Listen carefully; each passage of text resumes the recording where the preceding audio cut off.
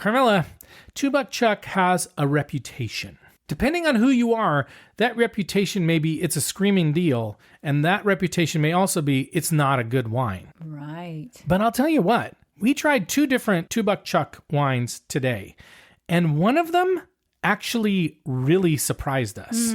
We'll let you know if it's a good surprise or a bad surprise. Spoiler alert, it was not really a good surprise. Yeah, I mean, it's kind of an interesting surprise. Yeah. It's kind of like take you by surprise. Yeah, exactly. So listen in and we'll tell you more.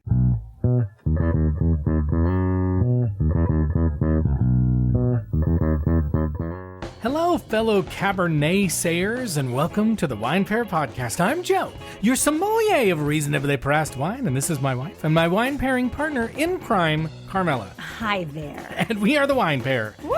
If you're new to our podcast, here's what we do. Every week, we buy wines under $25 with our own money. We taste them, and we give you our brutally honest opinion on whether they're worth buying or not. Nobody pays us to review specific wines. We don't accept free bottles from wineries, and we're not afraid to call out a bad wine when we taste one.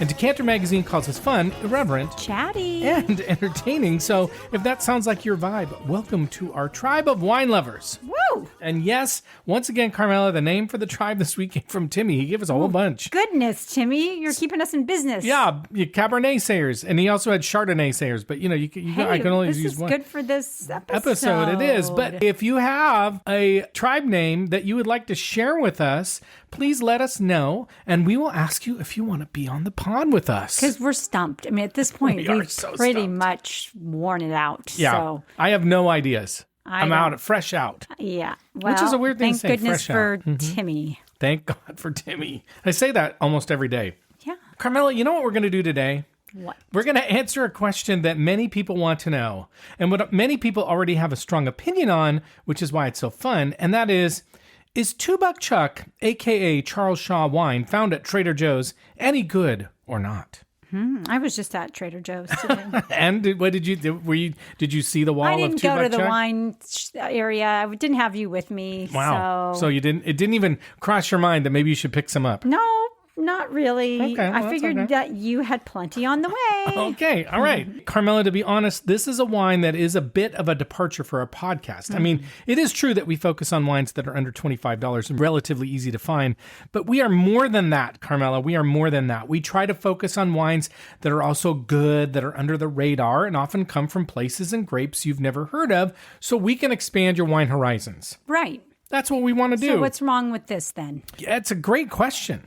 Because when we look at the interwebs and the Google machine, what I can tell you unequivocally is that far more people search for and come to our website and podcast to learn about the big brands that we generally don't cover, like Meiomi and Josh and Charles Shaw and Layer Cake, then come to find out about White Rioja or Zino Mavro or Valpolicella through the search engine machines. Got it. And we think those wines are important to know about and learn and taste, and maybe more important than $2 Chuck because they're often less marketed or exposed to the average consumer. But we also feel it is valuable for us to help steer you in the right direction about wines that you may run into or that your family and friends drink, so that you can see what we think and then, Carmela, make up your own mind. Right. You don't have to go along with what we say. We're not trying to convince anybody, really. No. And we will try to be as honest and truthful as we can. We try not to pre-bias our tasting. In other words, we're going to try as hard as we can to give you a review of the wines today based on their taste and their merits rather than on the opinion of wine snobs or the general public. Okay. We're not doing this as a joke. It's not a joke. I'm not laughing. I don't think it's funny, even though I giggled a little bit. I was going to say, you have a little nervous laugh. A little bit. It's kind of one of those. It's like, I'm not actually laughing, but now that I'm nervous about it, I'm laughing. It's like when somebody gets hurt or you just kind of giggle. It's I don't true. know why. Somebody I else laugh. is embarrassed and then you laugh. Somebody gets smacked, I laugh. I know. It's really unusual. Funny. Okay. Funny My in a cousin strange does way. the same thing. Yeah. When I would fall and hurt myself as a kid, she'd laugh at me. Well, maybe Scarred I'm your for cousin. life. Oh, that's Oof, weird. wow. Okay, Carmela, what this is about today is about our taste and our opinion. And we always promise to be honest and sincere when we taste and review wine so that you can rely on us. And we just got some great feedback from a listener, which we'll talk about more later, but our goal is not to yuck your yum. No. or make you feel bad for liking a wine that we may not like. Never. Our goal is just to be honest with you and then let you make up your own mind. Right. Don't take it personally. Nobody, please. You're in choice here. You're always in choice on this podcast. Right. And then there's this thing called let them. Right. Mel Robbins. Do you know the let them theory? I do. Yeah. I hope the people at home do. And if you do, that was just a plug for Mel. If you ever, which I call Carmela Mel very often, but I never do it on the podcast. Not because of Mel Robbins. No, because your name is Carmela. Right. Anyway, but if you want to chat with Carmela sometime, just bring up Mel Robbins and she'll I'm a fan. Yeah. I'm a fan. Now we're going to try and spend some time talking about Charles Shaw wines, why they're popular, how they're made, and why they became a rage before we get to our tasting section. But I think we should start off with one thing you may be curious about, and that is, why is $2 Chuck such a sensation? Because people are certainly buying it, Carmela, and many of those people do like it, and it's been around for a long time. Charles Shaw wines have been made since 1979, but they debuted at Trader Joe's in 2002, so almost 25 years ago, and they're still going strong. So there's something to it. And on a note, a little fact that you can put in your brain box, $2 Chuck was an instant success at Trader Joe's in just 1 year. After they had started selling it, they had already sold 60 million bottles. But do we think it's really the price point? Like, people just cannot get over, like, that is such a good deal? I'm telling you, the check is in the mail because that's the perfect segue. There are some reasons why $2 Chuck became and has stayed popular, Carmela, and I'm going to go through them. But the first one is extreme affordability. The brand's defining feature was its $1.99 price point when it came out, which is why it's called $2 Chuck. Now, usually wine is viewed as a luxury item, and Charles Shaw was sold for less than most bottled waters, right? I mean, $2. Drink wine. Exactly. And so it created a lower barrier to entry for casual consumers and college students. And so people could buy it, right? Like, you didn't have to worry about it being a luxury. You could just buy some wine. So that's one. Another one is high quality to price ratio, which we talk about, high QPR. We usually talk about it with wines that are a little bit more expensive, but while critics often debate its true quality, many consumers and professionals find Charles Shaw wine, $2 Chuck, to be surprisingly drinkable for the price. Well, and I think some people are just Trader Joe fans. Well, it's like... It's like I have the script. Yeah. I don't, you guys. I don't have the script. I'm going to skip down to that bullet point because that's called the Trader Joe's effect. The wine is sold exclusively at Trader Joe's, which has a cult-like following that often feels like a treasure hunt. And many people just swear by products that Trader Joe sells. They go and stand by a product and they go, anyway, other reasons why awards. Early on, the wine won prizes in wine competitions. The 2002 Shiraz won a double gold medal at the 28th Annual International Eastern Wine Competition. They got a medal? Yeah, but it beat out 2,300 other wines. Wow. And the 2005 Chardonnay was named Best Chardonnay from California at the 2007 California State Fair. Well, and it's also a one-stop shop, right? If you're going to get your groceries, I'm just thinking about all the practicality around here. It's Friday night. You're you right. go to Trader Joe's, pick up that, what is it? Those like gnocchi, frozen gnocchi packets, pretty good for like a frozen dish. And you just want to get a loaf of bread and a bottle of wine. $2 Chuck. Yeah. You walk out, $12 pour. You got dinner, wine, everything else? you want. Yeah. You're right. I don't have that on my list, but I like that one. Okay. Convenience. My wheels are just turning. I like it. And the weird thing is that I was at Trader Joe's today. That's crazy talk. Okay. Another reason why, good marketing. The nickname $2 Chuck has become a cultural icon that pretty much everybody knows. If you say $2 Chuck, people know what you're talking about. Yeah. Nobody's confused about what that is. True. And I guess the name was reportedly coined by a Trader Joe's employee in an internet chat room, and then it blew up. But don't you think there's like time and a place for a $2 Chuck? Like if you were cooking wine for like a new significant other, would that be a great thing to say and just pull out like, hey, and now I got a $2 Chuck for us to... I don't know. It would depend on who this person is and how well you knew them, because somebody might be turned on by that. Somebody might be turned off by that. That's what I mean. Well, It's also not on my list. Can I get back to my list? Okay. Yeah. Another one is just anti-snob appeal. Because Fred Franzia, who we'll talk about later, who's the wine's creator, he intentionally marketed the brand as a rejection of the pretentiousness and high markups associated with Napa Valley. He famously argued, Carmela, that no one should pay more than $10 for a bottle of wine. Okay. And so it's kind of a way to stick it to the snobs. I like that. And then there's just mythology and urban myths. And it has its own urban myths. Like there are some that say that Charles Shaw was selling the wine for $2 out of spite following a bitter divorce. That's not true. Oh. But there's also one that Bronco Wine Company, which owns the brand, bought a bankrupt prestige label for only $27,000 and turned it into a billion-bottle success story. And that story is true. Oh, is that Wine in the News? Actually, Wine in the News will cover Charles Shaw as well, but we're going to get to a little bit more of that in a minute too, this whole thing, how did it come to be?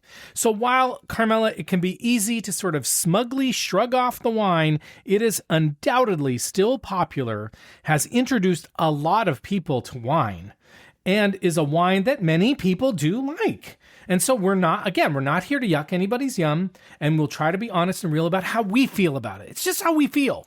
We're all about the feels. Feel the feels. And so today we're putting our taste buds to the test, and we're tasting and reviewing two 2023 Charles Shaw wines, one the Cabernet Sauvignon and the other one the Chardonnay, to see if we think either or both of them are worth your hard-earned money. But first, okay, go ahead. We are drinking. I like that you're into it. You're just into it today. Sometimes, ladies and gentlemen, she is not into it. I have to yell at her, not to yawn into the microphone. But this time, maybe we need to change the night of the week that we do this. I just want to hear what you were getting at. No, I forgot. No, but you chose a Cabernet Chard. Yeah, so that's also tricky for us too. Right. We're putting it really to the test. I mean, I guess so. We're not messing around, Carmela. But first. You got to do our shameless plug. What if I didn't say that? I don't know. I'm trying to get you back on track. I like when you go off track. But if I didn't say that, then we may never get to the next part because you're so structured. You might be like, okay, and then you keep prompting me, and if I don't say that, we can't move, guys. I'm trying to pull her back. It's fine though. People like it. People enjoy it. Oh, man. Okay, well, thank you for listening to us and for supporting our show. And we buy all the wine, we taste and review every week so that we can give you real and honest reviews. And so if you like what you're hearing, please subscribe to our podcast and please leave us a nice 5-star rating and review so we can grow listeners. Thanks to everybody who's already done that. We love to hear from you. We always respond, so you can follow us on Instagram and Blue Sky at The Wine Pair Podcast and maybe TikTok.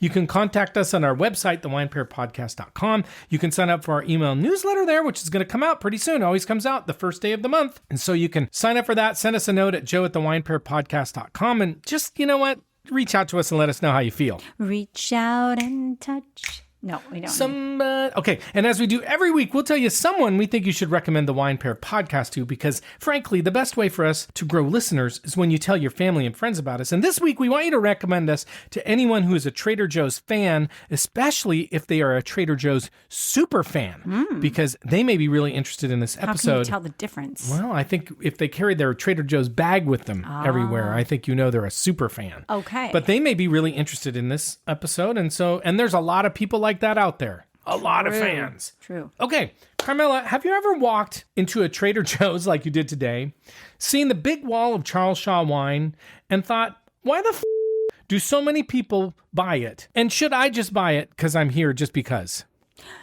Well, not really. I'm usually looking at the chips gnocchi section. Yeah. And the gnocchi and the chocolate bars. Yes. Okay. Today I was looking at the chocolate bars for a while. I always look at the wine. Yeah. Okay. I know you do. Well, Carmela, you may not be the audience, but there are plenty of audiences out there that this wine caters to. They may have already been covered in some of the ones that you talked about, and probably because your mind is just going, you're going to come up with some other audiences. But here are some audiences that the wine appeals to. Okay. The overeducated and underpaid. This is actually a core demographic that was identified by Trader Joe's founder, Joe. His name name was Joe Colombe. And it's made up of like college-educated consumers who value quality and sophistication, but are highly budget conscious. So that's one. I can see that. Another one we know well, college students and budget drinkers.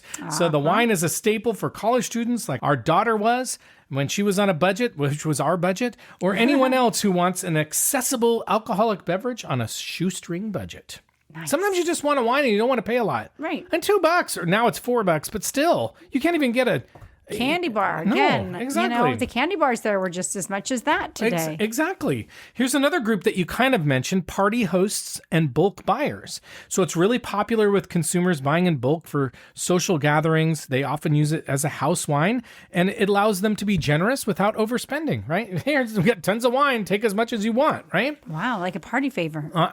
Kind of, except you can't. Maybe you shouldn't leave with it unless they offer it. I wouldn't just like put one in your back pocket. Right. I mean, I'm sorry, if it still has a cork. Yeah.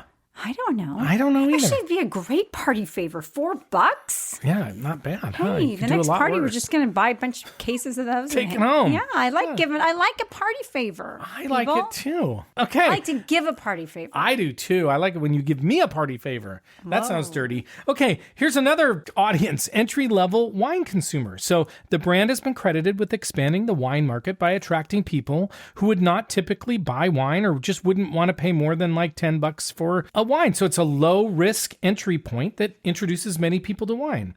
Another one, Carmela, is retirees.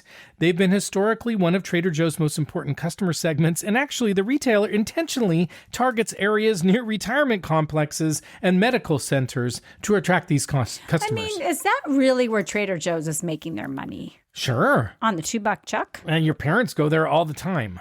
But they don't buy that wine. No, but I'm just saying the audiences that would be interested in it and go to Trader Joe's. Yes. Another one is the anti-snob segment. We kind of talked about this, but there's a significant audience that buys Charles Shaw as a form of blue-collar pride. It's like, I like the idea that I can buy a wine for not very much money. Screw you, rich people. And then there's urban and suburban yuppies. So early in the brand's history, the wine was specifically marketed as something that yuppies would feel comfortable drinking. And so by packaging the wine in a real bottle with traditional-looking labels and natural cork, the brand provided a more acceptable experience for professional consumers than something like a box of wine. So you want something inexpensive, but still looks like a nice bottle of wine? There you go. Like it. So maybe you are one of those folks, you out there in listening land, and maybe you're not. But either way, we're drinking this wine today, and we're letting you know if we would ever buy it. Okay. Now, before we get to the tasting, I also want to spend a little time talking about some of the controversies surrounding the brand, because that's kind of gossip is kind of like fun. a little drama, don't you? Yeah, a little gossipy gossip. Okay, first of all, the brand was founded in 1974 by Charles Shaw, who was a Stanford MBA and investment banker who aimed to produce French-style Beaujolais in Napa Valley. And the original wines were critically acclaimed and even served at the White House. Oh, wow. This is the original. Okay. However, the winery collapsed due to agricultural setbacks like a root louse infestation. I don't even know what that looks like. Root louse? Yeah, that sounds bad. And a supplier error that tainted 1,400 barrels and this costly divorce. So in 1995, Fred Franzia, who owned the Bronco Wine Company, well, we're going to talk about that, purchased the bankrupt name and trademark. So he just bought the name. He didn't buy the wine. He bought the name. So remember that. Okay. Now, Fred Franzia is an interesting guy. He was actually the nephew of Ernest Gallo. Yes, that Ernest Gallo who started Gallo Wine. So that was his uncle. And his great-grandfather also started Franzia Brother Winery. Yes, the Franzia that sells the box wine today. Right. So he was in the biz kind of already. He was known to be reclusive, and despite making a lot of money, he's said to have worked 100-hour weeks, operated the business out of a small single-wide trailer furnished with plastic folding tables, and was known to be very frugal in his life and his business so he could actually make profit from selling wine that cost $2, or at least, again, used to be $2. However, he also had a reputation for some questionable business practices. So in 1993, old Fred and his company were indicted for federal conspiracy to defraud. The company misrepresented cheaper grapes as premium Zinfandel and Cabernet Sauvignon by sprinkling prized Zinfandel and Cabernet Sauvignon leaves over the loads, a practice that Fred called blessing the loads. He pleaded guilty, paid a $500,000 fine, and was forced to step down as president for 5 years. Oh, He also spent years fighting California's premium winemakers over his use of the word Napa on labels. He wanted to say Napa. But the wines that he was making were actually made from cheaper grapes from the Central Valley. He sued unsuccessfully and eventually lost that battle all the way to the U.S. Supreme Court. But wait, there's more. Oh, boy. The extreme low price of Charles Shaw wine has led to persistent criticism regarding labor and industrial shortcuts. In 2008, a scandal erupted when Maria Isabel Vasquez Jimenez, a pregnant 17-year-old undocumented worker, Oh, boy. died of heat exhaustion while working for a Bronco labor contractor. And critics and sommeliers point out that to maintain low prices, Bronco uses mechanical harvesters that violently shake everything off the vines, including insects, birds, twigs, whatever, and it's referred to in the industry as MOG, or material other than grapes. And to mimic the taste of premium wine, they often use oak chips to make it taste like the wine has been in barrels, and they may include grape concentrate, sugar, and acidification to mask the lower quality of the grapes used. So there's that. Interesting. And then Charles Shaw himself, not Fred Franzia, but the old Chuck Shaw, the real guy. He has expressed some real bitterness over the brand's legacy, as well as the legacy of his name and reputation. He's never seen a nickel from the billions of bottles sold under his name, which is kind of sad. And he has characterized the transformation of his name into a bargain brand as embarrassing and demeaning. And he has said that the cheap wine was not what he started out to do. And then more recently, Bronco Wine was in the news for laying off 220 workers. So I'm just going to get on a soapbox for a minute. Can I get into a soapbox for a minute? Sure. Not everybody's going to agree with this soapbox, but I'm getting on it, sister. Okay. Here we go. I've said this before, but somebody pays a price when things are really cheap. You don't get really cheap things without there being some consequences for somebody. And I'm not saying that only expensive things are good or better, because there's plenty of things to complain about with bigger brands and expensive things. But when Trader Joe's or Walmart or some big retailer sells you things that seem to be a great bargain, there's someone out there who's paying the price, and it's likely someone who makes a low wage in the first place or has to compromise. So that's my soapbox. I'm just going to say that. I've always been a little skep about Trader Joe's. I know people love it. And look, when our kids were in college and fresh out of, and they're still kind of fresh out, Trader Joe's is a great place to go. Quality for a low price. I'm not saying feel bad for shopping there. I'm just saying like cheap isn't free. Somebody pays. That's all I'm going to say. Okay. But you know what? That's enough of my soapbox. I'm sorry if I made you feel bad, if I bummed you out. But that's me being real. I'm just trying to be real. Right. And you got a heart, right? You got a heart. I do. You do. I think you have a heart too. Yeah, but I was shopping at Trader Joe's today. I shop at Trader Joe's too. I'm not. I was feeling like a little attacked there. Yeah, you were. I'm not trying to be a hypocrite either. It's just like sometimes it's good to be conscious. But you know what, Carmela? Let's learn about the specific wines we're drinking today. What do you say? Let's get off the soapbox. Do it. Okay. As usual, the wines we have chosen for this episode are under $25, and today they're way under $25. Yeah. And you know what? They should be relatively easy to find because I bought them both at Trader Joe's. Woo. Now, if you don't have a Trader Joe's nearby, or if you are like New York City and you have Trader Joe's, but it doesn't sell wine, and that is a hint for our Wine in the News segment, by the way, then we will let you know if we think you should bother trying to find these wines. I will also say that there are several flavors of Charles Shaw wine that we are not reviewing today. So we're not trying the whole gamut. We're just trying the two, and we may be able to tell something from these two, but they may not be representative, and you can let us know. If you're like, hey, I would not have tried those two, you should try this other flavor of Charles Shaw wine, then let us know, and maybe we'll do that in a future episode. Okay. Now, there's not a ton we're going to be able to tell you about these wines because they don't talk a lot about the production process, which is not so awesome because I like to get the tech sheets, but I'll tell you what I think I could find out. The first wine we're going to drink is the 2023 Charles Shaw Chardonnay, and I can tell you that they say the wine is from California and that it's 12.5% alcohol. Now, information I could find online say that the likely source of the grapes is from California's San Joaquin Valley. They use mechanical harvesters to save on labor costs. And as mentioned earlier, the harvesters kind of knock the shit out of the vines and collect everything. The mog. The Chardonnay is treated with oak chips. They do not use malolactic fermentation, which is often used in Chardonnay to tamp down on acidity. They bottle the wine. I'm not kidding. They bottle the wine at a rate of 250 bottles per minute. Per minute. Holy cow. They're churning out a lot of wine. They're churning them out. They use lightweight glass. I'm saying not necessarily for environmental reasons, but because it's cheaper. But there's a little thing I'm going to get to in a minute that may counter that. They use composite corks, which are the cheapest form of natural cork, made from pressed cork particles with a thin veneer of real cork at the top. But I couldn't find out much else, so let's move on to the 2023 Charles Shaw Cabernet Sauvignon. Everything about the way this wine is made is about the same as the way the Chardonnay is made. But here's an interesting thing. And this is, I can't say this for sure for this wine, but U.S. labeling laws allow a wine to be called a specific varietal if it contains 75% of that grape. Oh. So they can call it a Cabernet Sauvignon, but it only has to be 3/4 of the grape, which to me feels pretty low. Mm-hmm. Like 25% of something is quite a bit.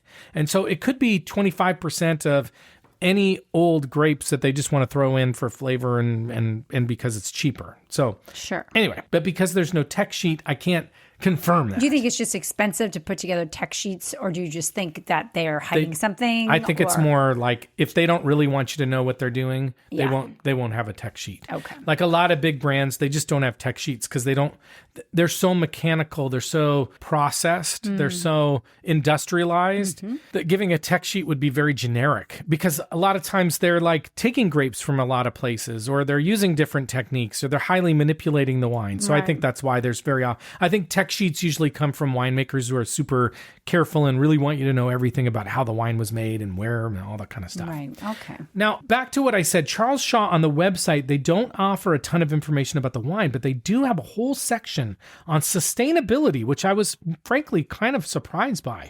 So here's what they say. The vineyards use sustainable farming practices. They use cover crops to add nutrients and erosion control.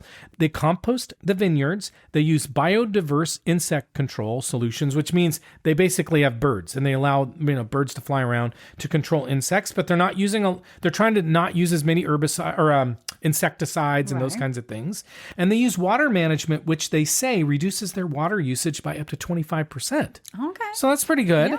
They also talk about how their logistics systems for transporting the wine helps reduce their carbon footprint, and they use renewable resources wherever possible. And they also say they use lightweight, recyclable packaging, that they are a true zero waste certified business, meaning they divert 90% or more of their solid waste away from landfills, mostly focusing on recycling. So for all the crap that I just gave them and Trader Joe's and all that, right, they're doing some good things.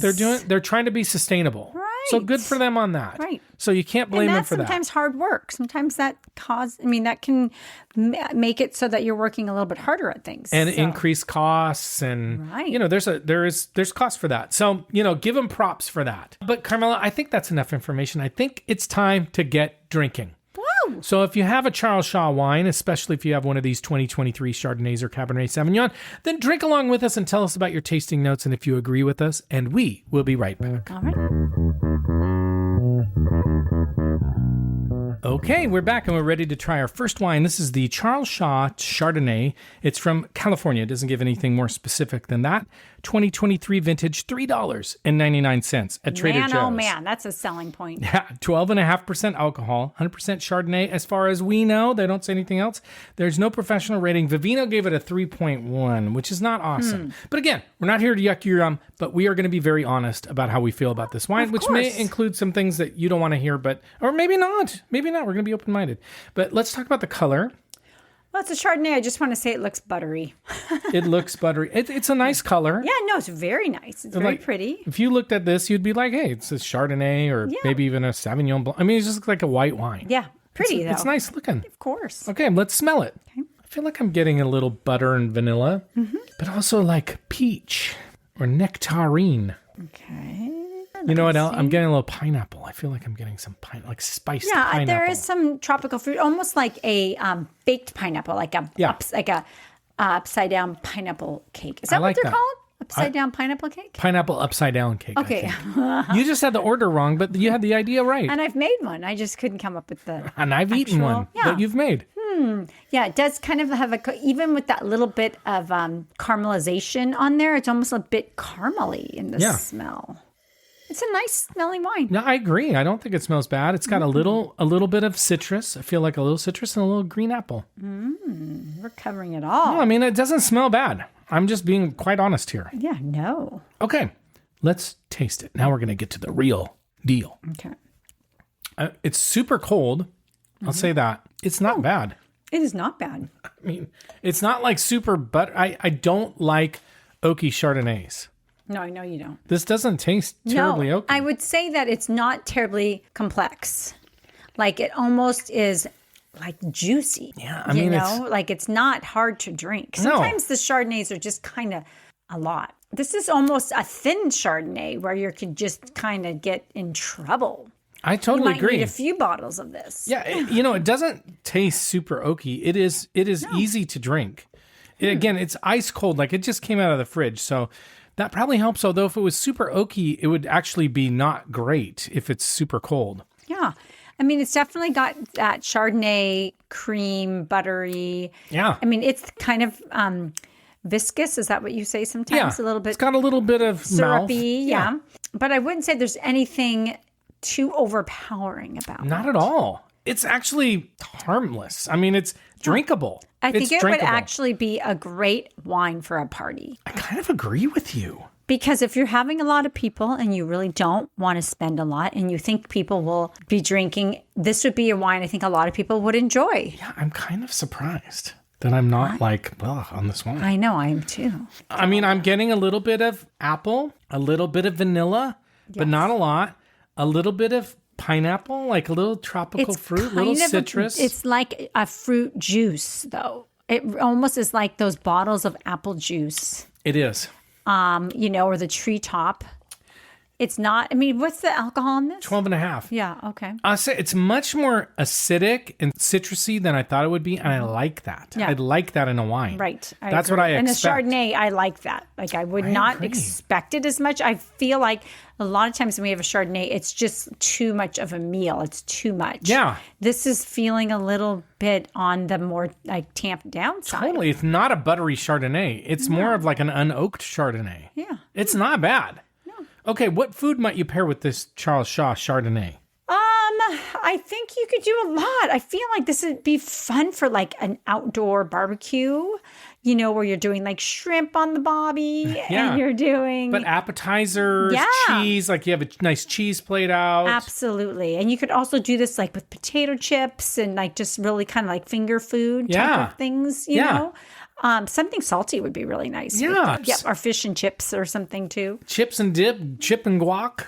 Wow. I think I hate to say it, but I'm like kind of enjoying it. Like this is, if somebody served me this, I would be totally fine. And if you did not tell me what it was, I would not guess it was Charles Shaw or Chardonnay. I don't think I would either. Yeah. I mean, I'm trying to think. I mean, I would not know it's a Charles Shaw, but the Chardonnay, I'm trying to decide if I would know.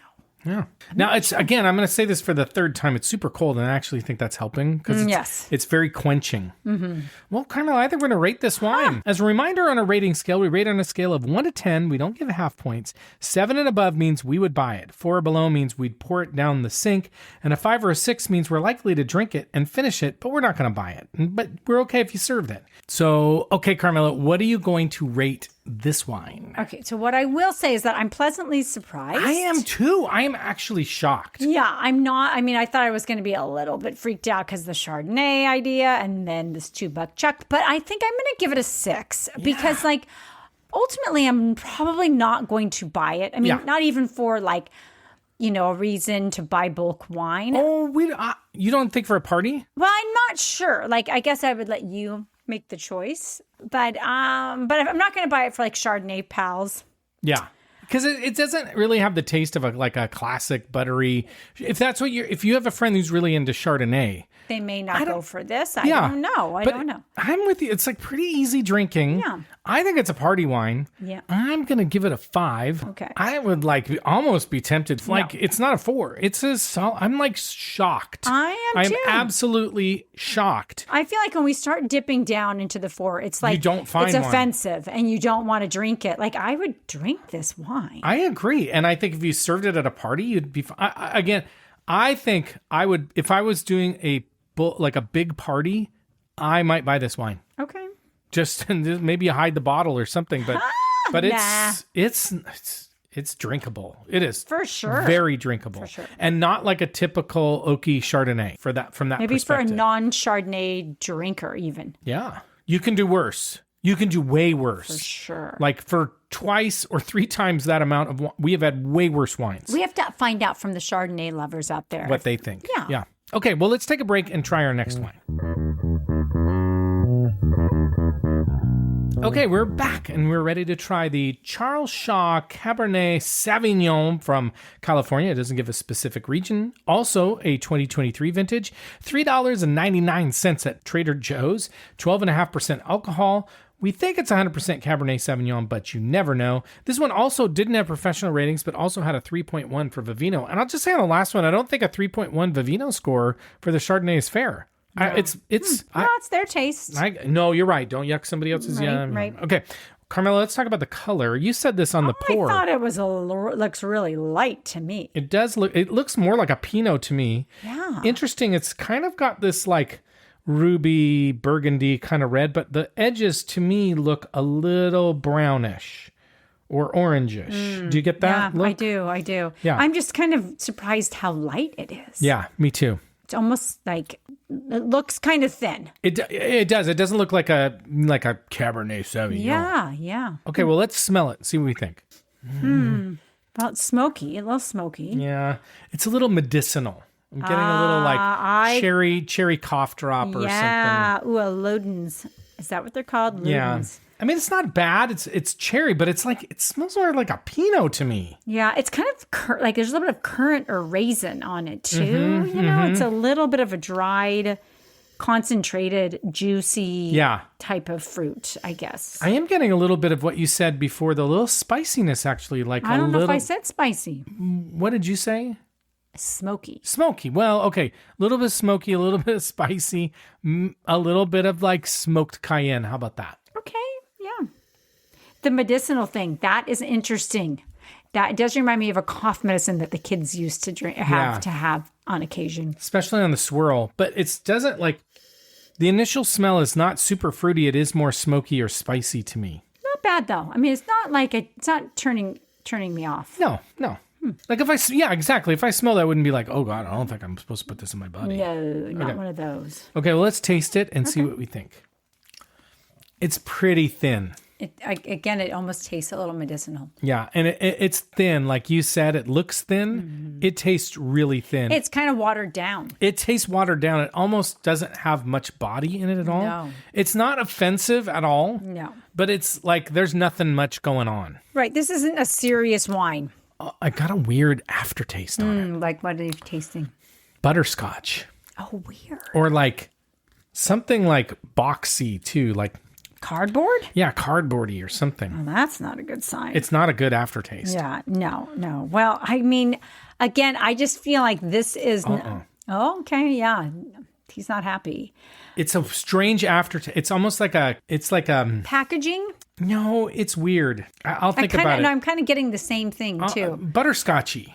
But you shouldn't have that on a Cabernet Sauvignon. That is really interesting. I just think it feels like it's been cut, like somebody was like, we need to stretch this. And Yes. I don't even know if that's the case. Put water in it. Yeah, it just tastes kind of watered. So it's not like terribly offensive, but this is not a serious wine. No. You're not going to be drinking this and like coming up with a pairing that's going to be based off of this taste profile. No. And you know what? You remember when we were kids and they might pour you a little wine because, we had Italian grandparents and stuff and they put a little water in it? Yeah. It's kind of what it tastes like. Yeah. It's watered down.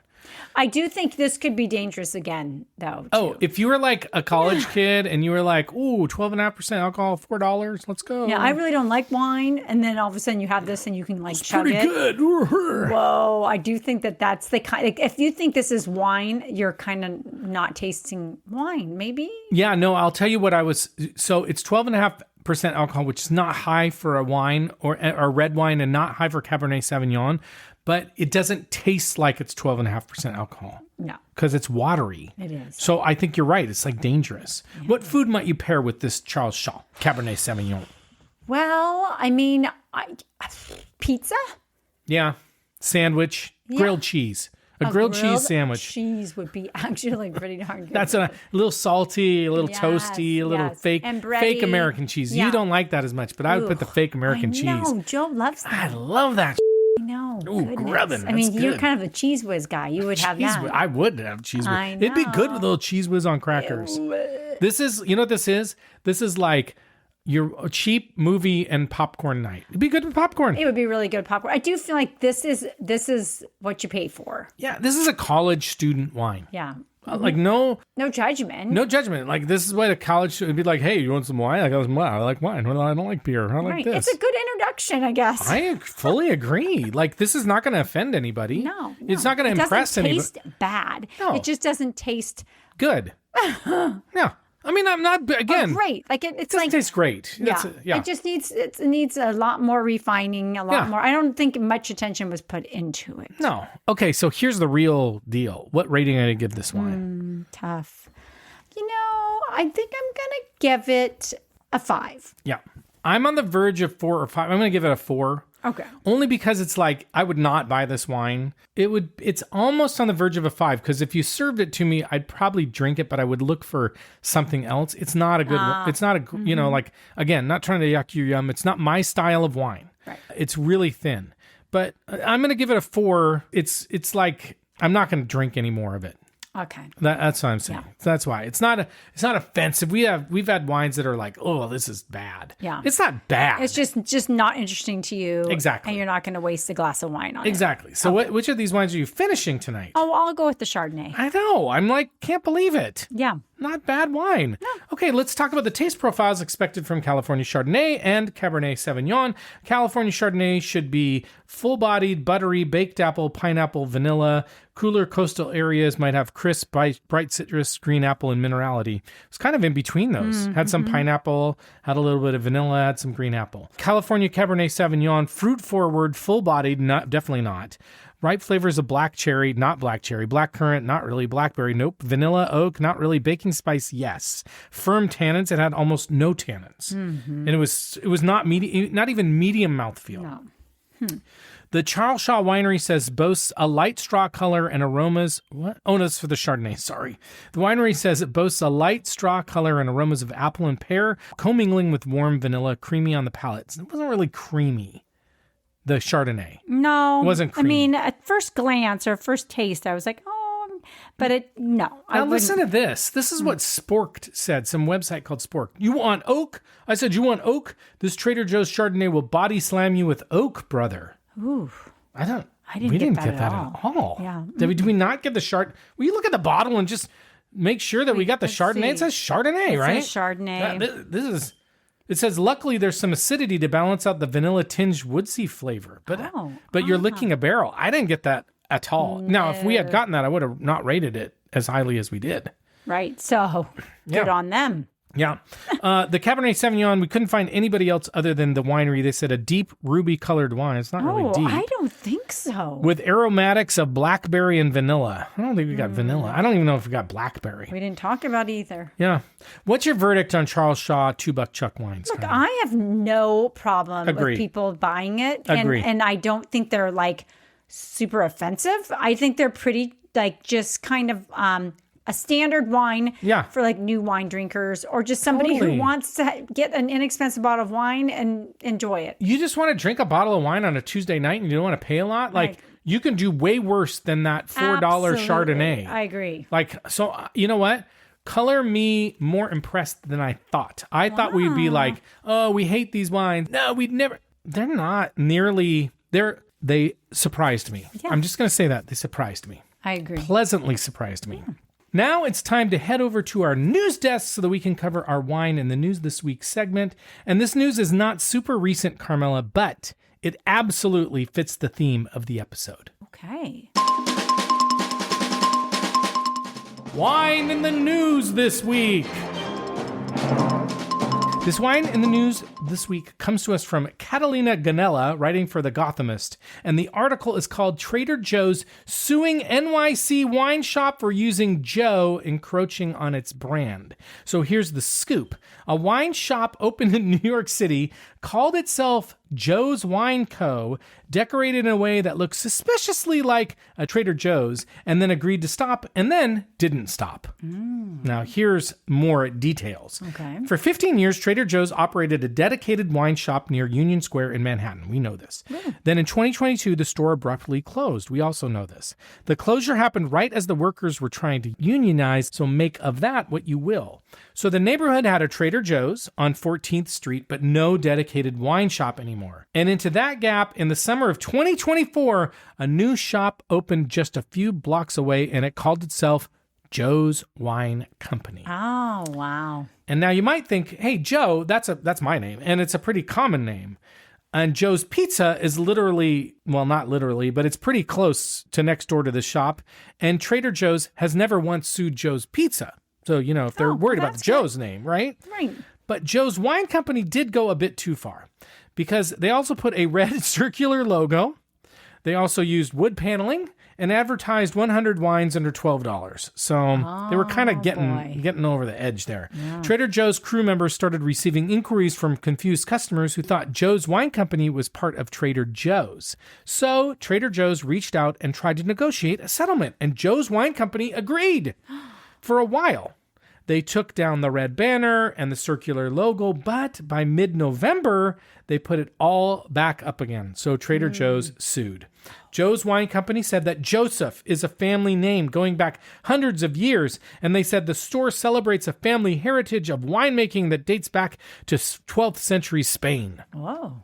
On January 28th, 2025, a federal judge granted a permanent injunction against Joe's Wine Company. The court ruled that Trader Joe's trademarks had been infringed, and so Joe's Wine Company had to rebrand.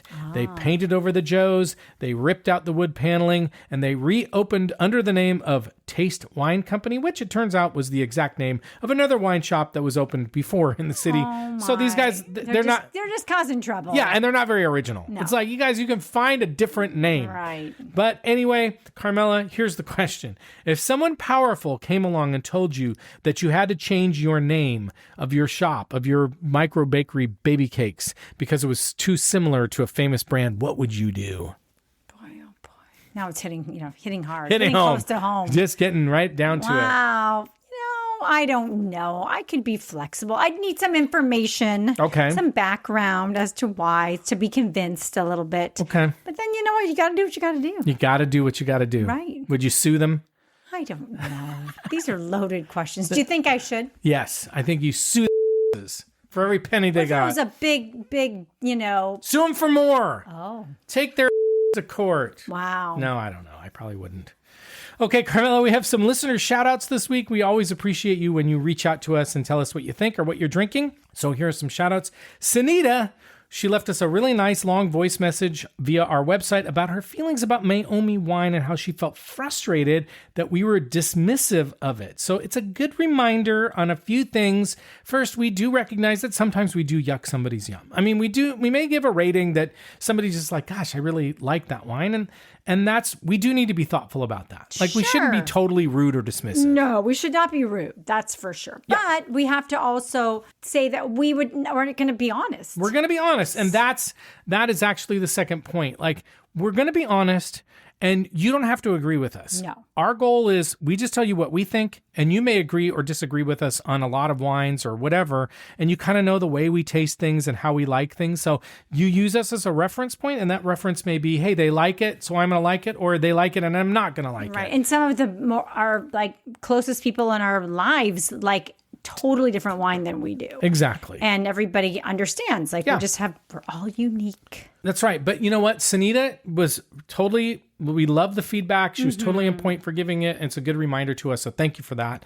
Adam reached out. He drank along with us on the Frappato episode. But he said he had an unfiltered Frappato that was a little funky. So I think he just had a different experience. Style. Yeah. He also said that we should absolutely go to Slovenia because he and his wife had a great time there. So there you go. Yeah.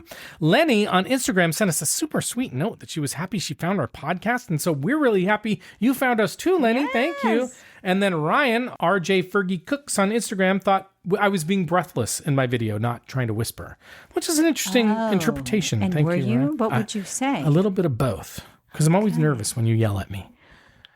You didn't. Don't think I yell at you. No, you don't. And then Denise reached out. No, boy.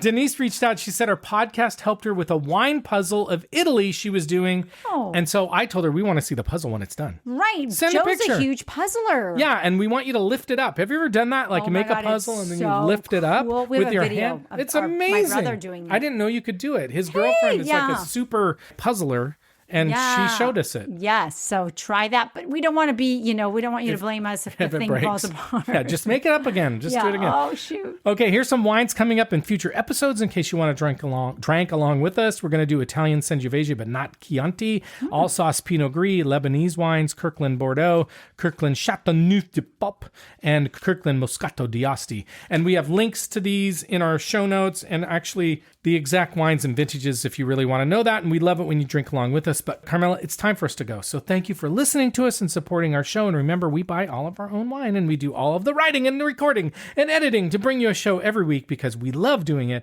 And our small little ask for you is that you please follow or subscribe to our podcast and also leave us a nice rating and review to help us grow our listeners. And a huge thank you to all of you who have done so already. You can also follow us on Instagram and Blue Sky, maybe TikTok at The Wine Pair Podcast. You can contact us on our website, thewinepairpodcast.com. Sign up for our email newsletter there, which is coming up very soon. Visit our shop wine section where you can find links to buy the wines that we rate as buys in each episode. And we want to make content that you care about and you like, so send us a note or DM us. Give us some feedback. Let us know if there's wines you want us to try or winemaking areas of the world you're curious about, and we'll take care of it. Joe at thewinepairpodcast.com is the email address. But with that, we're going to sign off. So thank you once again. We'll see you next time. And as we like to say, life is short. So stop drinking shitty wine. Bye-bye. Bye. And the happy ending at the end of our story. Always think too much. Always drink too much. Always pray too much. Always play too much.